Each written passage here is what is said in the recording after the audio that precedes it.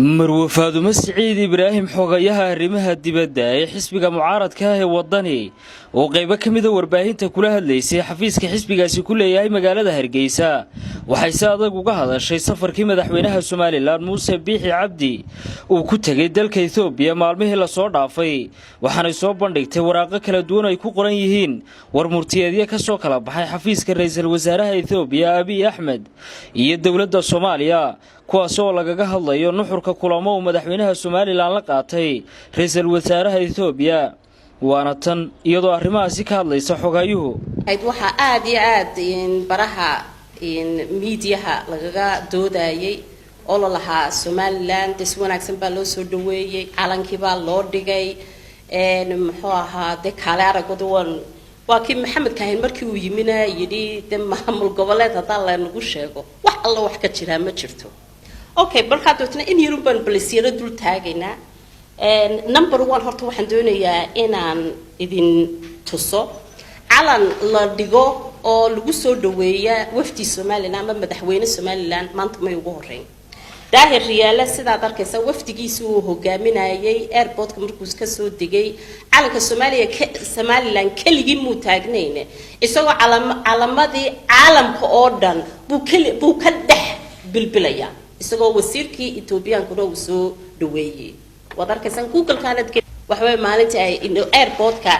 Igaal airport Hargeysa ay ka soo degtay laga soo dhaweeyay marka waxa weeyaan maxay yaanayn u qaadanin guul calankeeni baa meel laga taagay waxa aynu doonaynaa inaynu ogaano war calanka iyo waxaas wala dadka wala iskaga soo dhaweeyay nuxurku waa maxay nuxurku waxa weeyaan number 1 sanad iyo badh oo albaabku ka xidhnaa ba maanta horta laga furay marka loo eego maxay madaxweyne daahir riyaala saddexdii biloodba wuu tagi jiray ra'iisul wasaaraha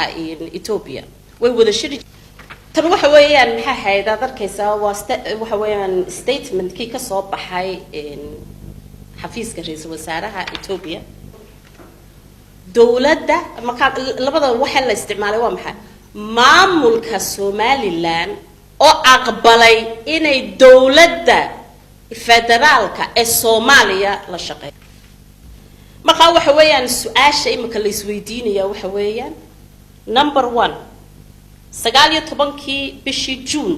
buu madaxweynaha qaranka Soomaaliland mudane Muuse Biixi Cabdi uu ka dhoofay Igaal airport isagoo huwan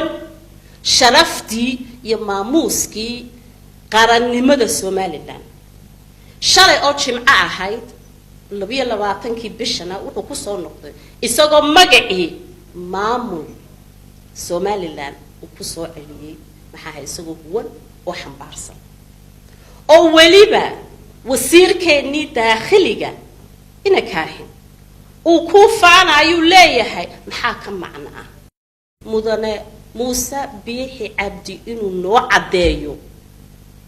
miyaynu tuurnay qarannimadeennii miyaynu qaadanay maamul goboleed goormaynu wada shaqayn yeelanay Soomaaliya waa Idris Persia telefishinka Universal Hargeysa